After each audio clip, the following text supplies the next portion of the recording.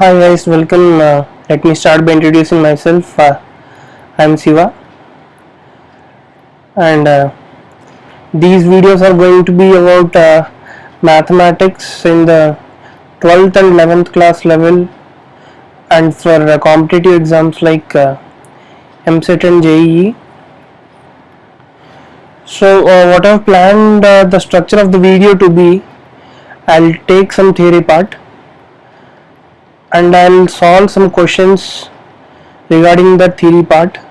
In all these, like I'll select one or two questions previous year papers of MTech, previous one or two questions of JEE, and maybe important models of 12th and 11th class that may be coming in your public exams. So this is a pattern I'm choosing for the videos, and I'm starting with the chapter binomial theorem. So as I thought it would be a basic chapter to start with, I started with binomial theorem. So this video will be a binomial theorem part 1, and I've completed my 12th class in 2014, and these are some of the ranks that I gained in the competitive exams. So I hope I'll be doing some satisfactory job in teaching you, and if you like the videos, please like and subscribe. So without delay, let's get started in the concept binomial theorem part 1. Okay guys, let's start with binomial theorem. So I've divided the binomial theorem into 4 parts as per the textbook. The first part will be introduction, the second will be binomial theorem for positive integral index, and third part will be binomial theorem for rational indices. The fourth one will be approximation using binomial theorem. So let's start with the introduction to binomial theorem. So what does the binomial term mean? As you can see, bi means 2. So usually the definition of binomial is two terms connected by either positive operator or negative operator. So as you can see in the examples, x plus y whole square has two variables connecting them with a positive operator, and x minus y whole square, suppose this term has two variables connecting them with a negative operator, and the power on the top is usually known as index. So these x plus y whole square, when these are expanded, these are known as binomial expansions.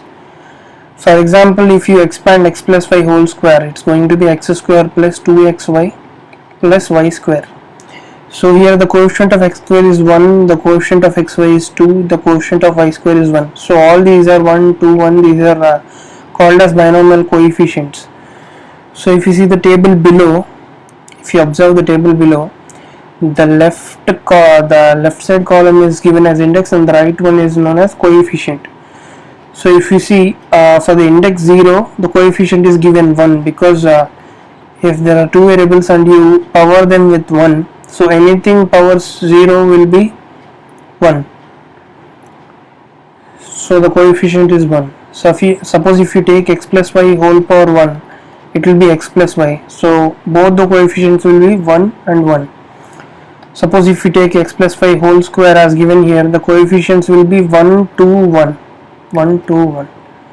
For example, if you take x plus y whole cube, x cube plus 3x square y plus 3xy square plus y cube.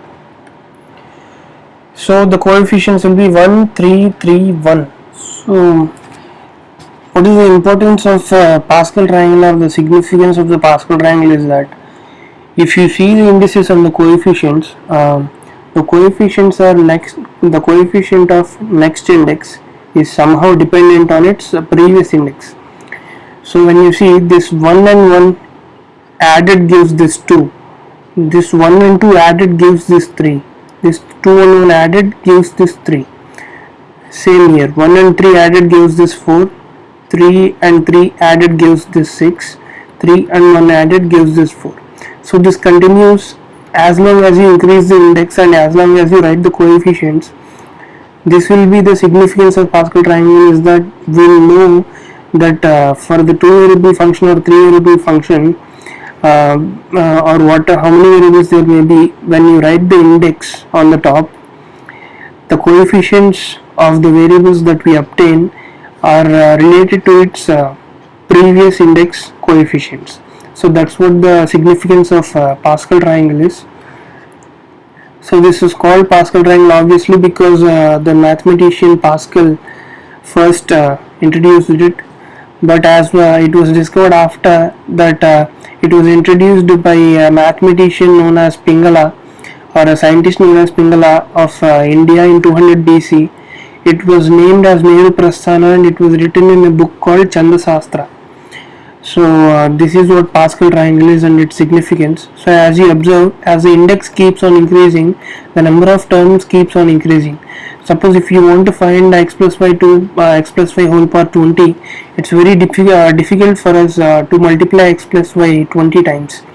So there had to be some form of a general formula which had to be derived so that the binomial expansions of higher order were to be resolved easily or were to be analyzed. So then the binomial theorem was derived.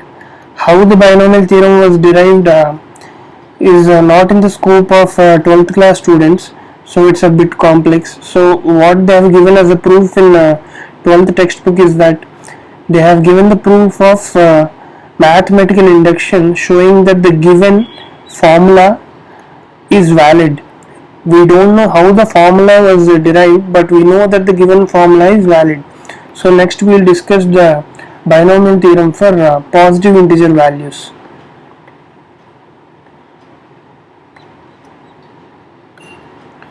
So if you see, the conditions for this theorem is that n should be a positive integer. So as you know, integers range from minus infinity to plus infinity, and these are minus 3, minus 2, minus 1, 1, 2, 3 and so on up to infinity.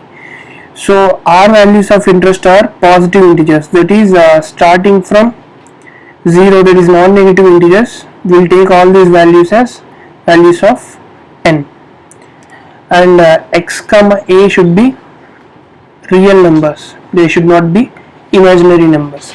If these two conditions are kept in mind, then the expansion of x plus a whole power n is as follows. For those of you who know what NCR is, that's okay, but for those who don't know, the NCR is nothing but n combination r. And the formula of NCR is n factorial by n minus r factorial into r factorial. And the definition of factorial is, for example, if you have a 3 factorial, it's nothing but 3 into 2 into 1. If you have a 5 factorial, it's nothing but 5 into 4 into 3 into 2 into 1. So that's what factorial, that's how factorial is defined, and this is how NCR is defined, n factorial by n minus r factorial into r factorial. These are the necessary things we should know first before going to the theorem. So let's get to the proof of the theorem. For those of you who are aware of mathematical induction, that's fine, but if some people are unaware of what mathematical induction is, it's a form of, it's a method used for proving generic equations like these, like the equation of x plus a whole power n, by a method called mathematical induction. It's nothing but, for example, we have to prove that x plus a whole power n will be valid for all the values of n, for all the positive integer values of n. So for suppose if we consider n equal to 1, we can directly see that for the n value equal to 1, if we substitute n1, it will be 1c0 into x power n, that is x power 1, plus nc1, that's ncr, final value 1c1 into a power 1. So as we have discussed before, using the formula of NCR, we will get that 1c0 value is 1 and 1c1's value is also 1. So x power 1 plus a power 1. So for the value of n equal to 1, we can easily prove this general expression that's present here. We can easily prove this expression for the value n equal to 1. So what mathematical induction states that for n equal to k, we will assume that the given expression is true. There is no proof of the given expression, but we will assume that it is true. When we assume n equal to k, that the condition is valid for n equal to k plus 1, the condition should be valid. We will assume n equal to k, that the condition will hold true. For example, this expression, we will assume that for n equal to k it will hold true. For n equal to k plus 1 also it should hold true.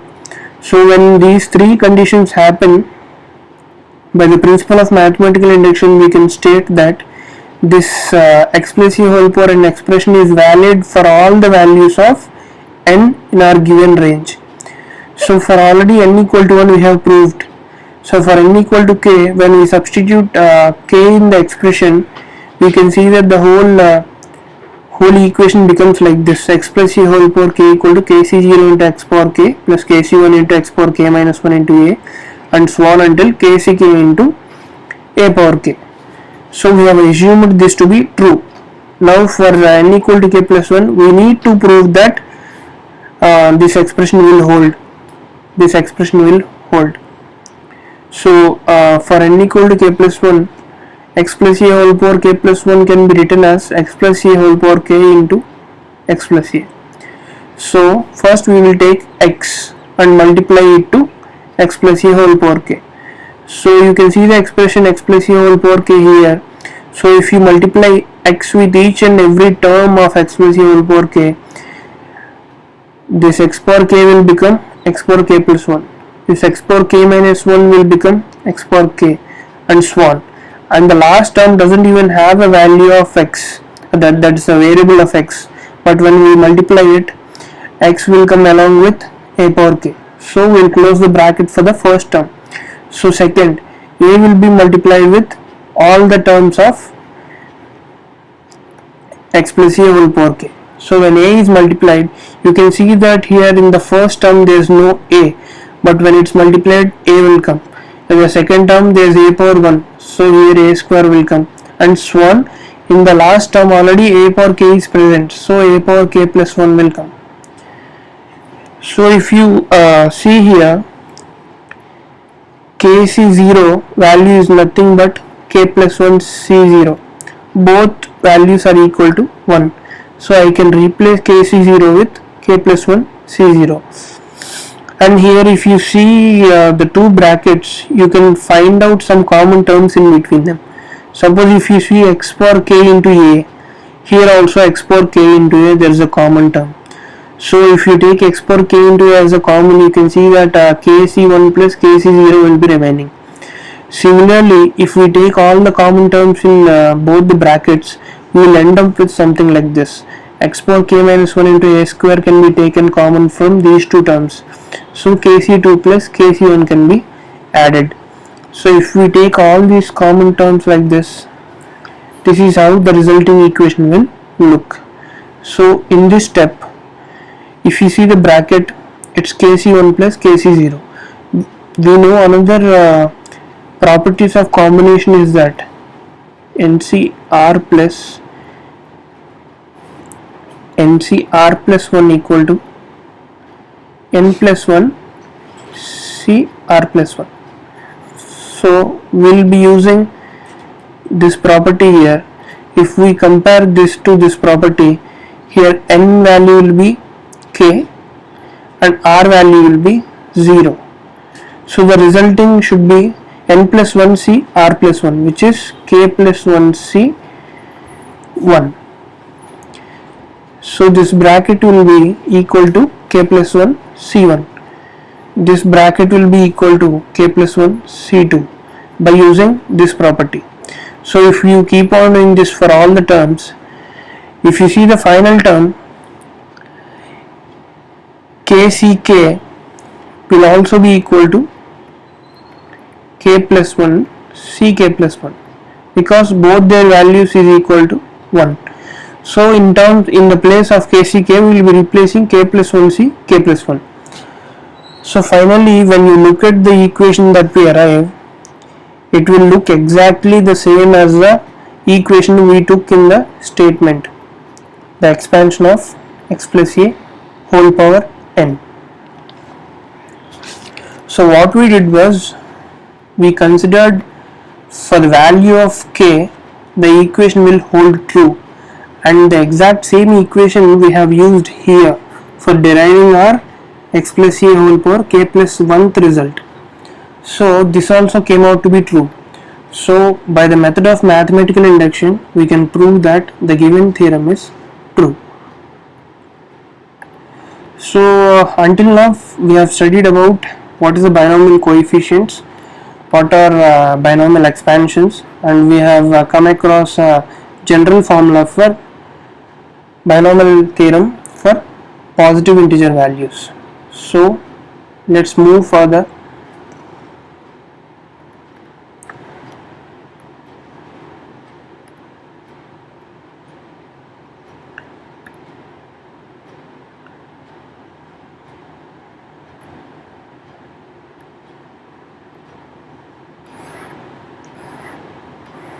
So if you see here, after looking at the expression we can kind of get to the general formula, because x plus c whole power n, the expansion will be something like this.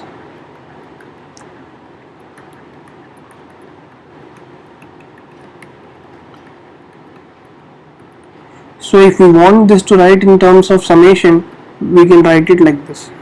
So if we keep r equal to 0, nc0 x power n minus 0 into a power 0, that's our first term. And if we keep r equal to 1, nc1 x power n minus 1 a power 1, that is our second term. So this is how we can write the expansion in terms of a summation. So as you see, the value of r starts from 0, 1, 2, 3 and it ends at n. So the total number of terms in the expansion will be n plus 1 terms. So for the expansion x plus c whole power n, the total number of terms will be n plus 1. And if you consider writing the rth term, it will be something like this: nc r minus 1 into x power n minus r plus 1 into a power r minus 1. We can write this by using this general formula. Okay. So generally when when we look at some questions that are being given in competitive exams or in IP exams, we will generally notice that for any expansion the general term will not be TR, but the general term will be TR plus 1. So for any expansion, when they ask you a general term, you should give them TR plus 1 as the output. So TR plus 1 will be NCR into x power n minus r into a power r. So this is a general term for the binomial expansion. So right now we have discussed x plus c whole power n, but why have we not discussed x minus c whole power n expansion? Because in the place of a, if there is any negative number, it will automatically become x minus c whole power n. So there is no need to derive a particular theorem separately. So in the place of a power r, if you directly keep minus a whole power r, that will become your general term for that. So this minus 1 whole power r will be in the beginning and this a power r will be exactly as same here. So this is a general term for x minus c whole power n. So until now we have considered that there are two variables inside the bracket and this is a binomial expansion. For suppose if we want to go above binomial expansion, that is a trinomial or more than 3 variables, there also we are going to use the binomial as a basic for all of them. Suppose if we consider a plus b plus c whole power n. So here the a can be taken as the first and the b plus c can be taken as second term, and this again becomes first term plus second term whole power n. So here also you can see they have written exactly like that. B plus c they have taken as a second variable, a they have taken as a first variable. So this can also be written exactly as we write for binomial expression, that is NCR first variable power n minus r, second variable power r. But the number of terms in a trinomial expansion will be increased and the formula after deriving comes out to be n plus 1 into n plus 2 divided by 2. So if you consider a plus b plus c whole power n, it can also be written as a summation form like this. Suppose if we consider three variables and each of their powers to be p, q, r. So as these are all positive integers, definitely the sum of p plus q plus r should be n. And all the p, q, r's should be lying in between 0 to n. Even if there are some cases in which p and q is 0, r value should be n. If there are cases where p equal to 0 and r equal to 0, q value should be equal to n. Suppose if p is equal to n, then q and r values will be 0. So basically a general formula for a trinomial expansion will look something like this. And next is standard binomial expansion. Suppose we have seen binomial expansion is x plus a whole power n, but what is the standard binomial expansion is whenever the value of a becomes 1. So let's write expansion nc1 into x power n minus 1 into a plus and so on ncn into a power n. So as you can see here, it's somewhat differing when compared to general expansion, because there is an important property of combinations which is nc r equal to nc n minus r. So if we apply this, nc0 should be equal to nc n minus 0, which is nothing but ncn.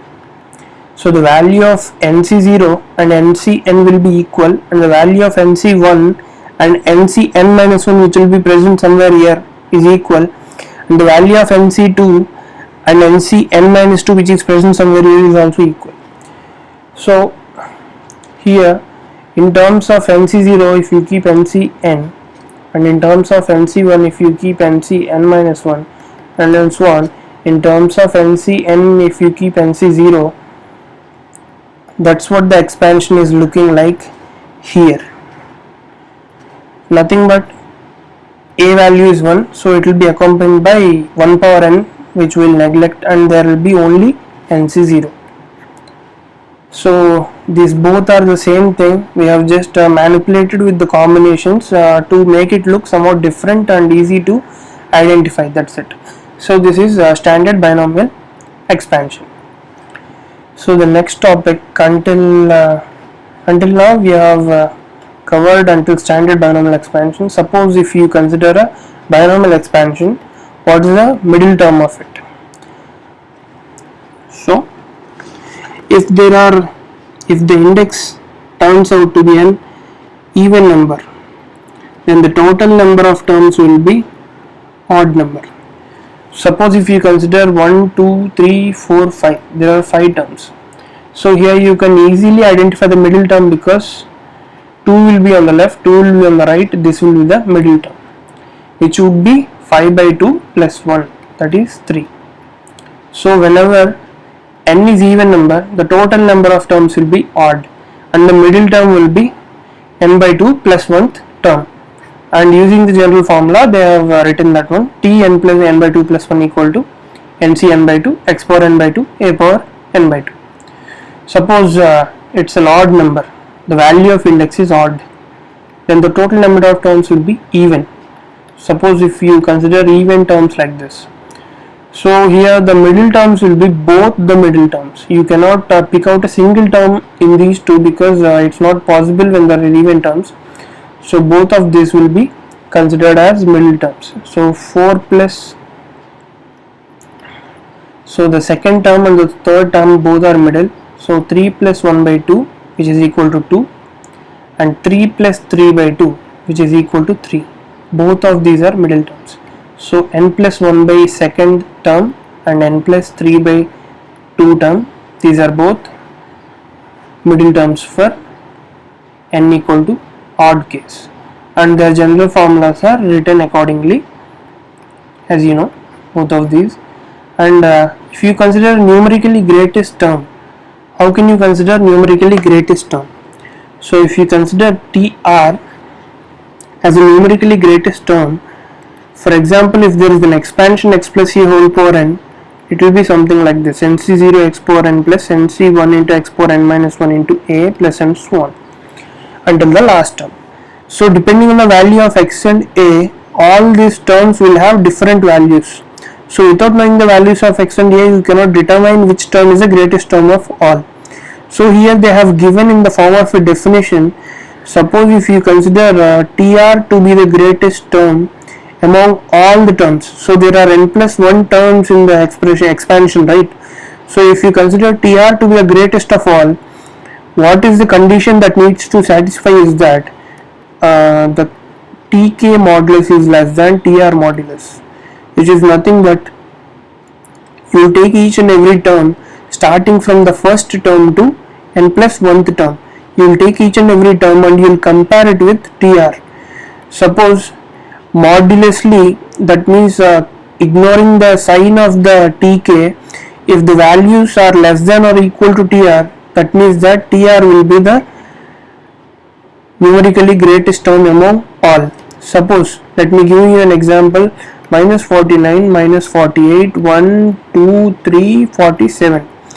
If these are the 5 terms of the binomial expansion, the numerically greatest term among all these would be minus 49, because we are considering a modulus in our example and it will not consider the sign of the numeric value. It will only consider the numerical value without the sign. So minus 49 will be the numerically greatest term in these set of terms. I hope it's clear. And next is largest binomial coefficient. So as you can see, the binomial coefficients start from NC0, NC1 and end at NCn. We have already proved that the value of NC0 equals NCn, the value of NC1 equal to NCn minus 1 and so on. So the value of NC0 is n factorial by n minus 0 factorial into 0 factorial, which is nothing but 1, which is equal to NCn.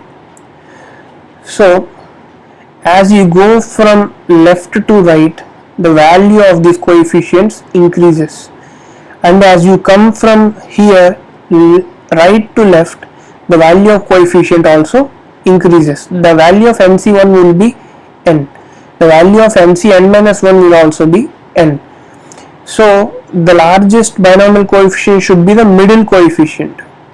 So when n is equal to, when n is an even number, so there will be a single middle term, because the total terms will be odd. As discussed above, there will be only a single middle term, and that will be a largest binomial coefficient, that is NC n by 2.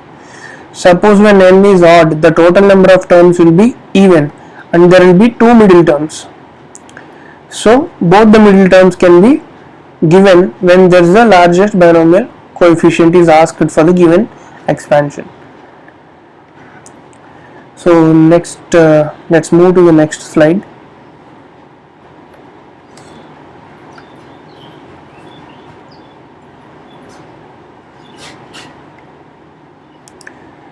So in this slide, using all the knowledge that we have gained thus far, we are going to prove some important or handy points that will be useful for you in your examinations. So if you see here, the sum of coefficients is 2 power n. How do we prove this? So x plus a whole power n will be nc0 x power n plus nc1 x power n minus 1 into a plus n so on plus ncn a power n. Suppose we keep both the values of x and a to be 1 and 1. So 1 plus 1 whole power n equal to nc0 1 power n plus nc1 1 power n minus 1 into 1 plus and so on ncn 1 power n. So this is 2 power n, and all that is left of this side is sum of coefficients, because nc0 into 1 will be nothing but nc0. Here the n is not written explicitly, but they are directly written as c0, but it will be equal to nc0, nothing but. So this is how this first statement can be proved. And this have a look at the second statement. The sum of odd coefficients, that is c0, c2, c4. Why I am considering c0 to be odd coefficient is that because it is the first term. So when the n value is even, the total number of terms will be odd. Suppose if you give the value of x equal to 1 and a equal to 1 in the expansion. Then 2 power n equal to nc0 plus nc1 plus and so on ncn, as we have already proved here. Suppose if we give the value of x equal to 1 and a equal to minus 1, in that case x plus a will be 0 power n, and in the coefficients also the value of x is 1, so x power n will be, here n is equal to even, so 1 power minus 1 power even number is always 1, minus 1 power odd number is minus 1. So here nc0 will be positive but nc1 will be negative. I mean it will be preceded by a negative, and ncn, and this before this ncn there will be minus nc n minus 1. Suppose if we add these two equations, we will come up with 2 power n equal to 2 times of c0 plus c2 plus c4 plus and so on cn. This 2 when comes this side, it will become divided by, and it will be 2 power n minus 1. So this is how we prove the first one.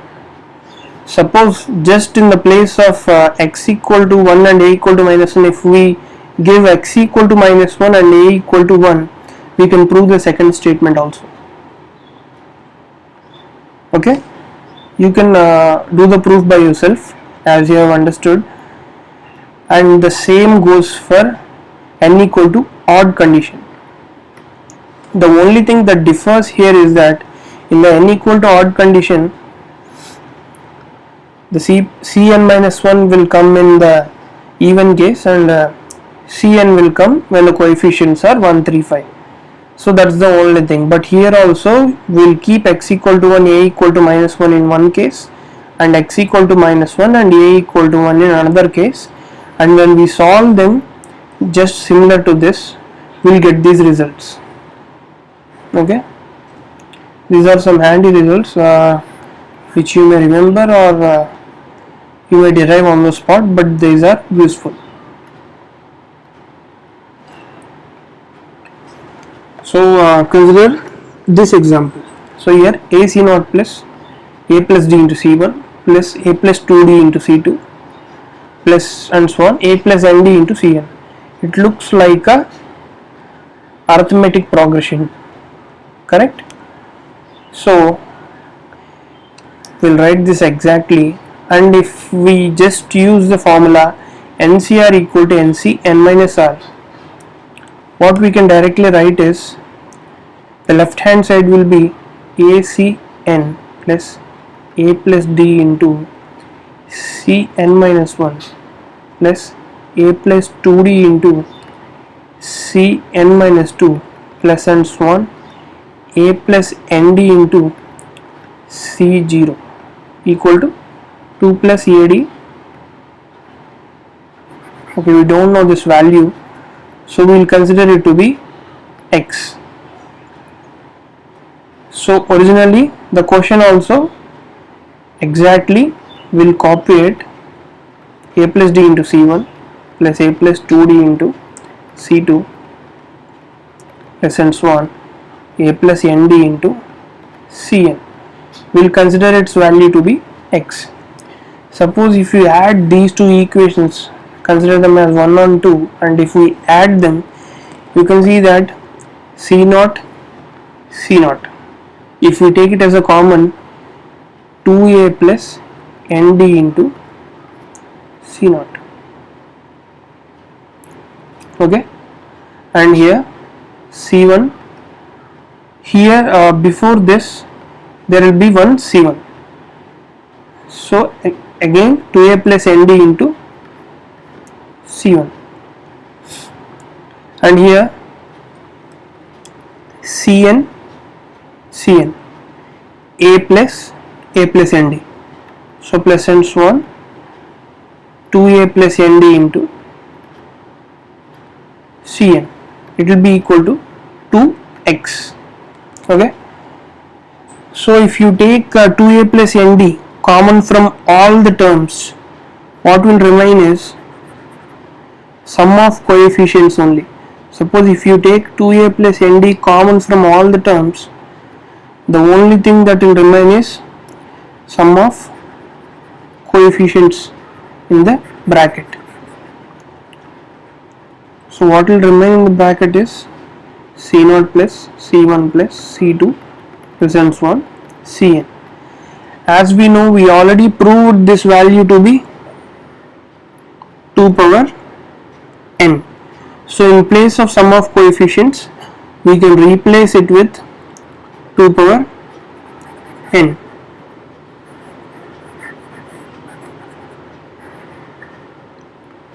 So if 2 from the right hand side, this 2 from the right hand side, if it comes to the left hand side, it will become nothing but 2 power n minus 1. So the value of x is 2 power n minus 1 into 2a plus nd, which is what we were to prove. Similarly, there are 2 or 3 more handy equations that may be useful for you. Suppose consider this value to be x equal to 1 into c1 plus 2 into c2 plus 3 into c3 plus and so on n into cn. Suppose exactly as we have done in the above question, suppose if we replace c1 with cn minus 1, so 1 into cn minus 1 plus 2 into cn minus 2 plus 3 into c3n minus 3 plus and so on n into c0. So here there is no term of c0, which means that 0 into c0 plus, correct? So here if we add both of these equations, left hand side will be 2x and the right hand side will be n plus 0, that is n c0. Suppose if we take c1 term, here there will be n minus 1 c1. Just before this term there will be n minus 1 c1 term. So c1 c1 n minus 1 plus 1, that is n c1 and so on n into cn, n into cn plus 0 into cn. So if you take n as common from all of this, then again you will get sum of coefficients in the bracket as common, so which is nothing but 2 power n. So it is equal to 2 into n, the n into 2 power n. So here if the 2 comes to the right hand side, it will become nothing but 2 power n minus 1. So n x equal to n into 2 power n minus 1. The remaining 2 questions can also be solved using the exact same method, and these results can be obtained, which will be handy in the examination. So this is where we'll complete our first part of the tutorial. So I'll just quickly recap you what I have taught today. So what is a binomial expansion? What is a binomial expansion? What are binomial coefficients?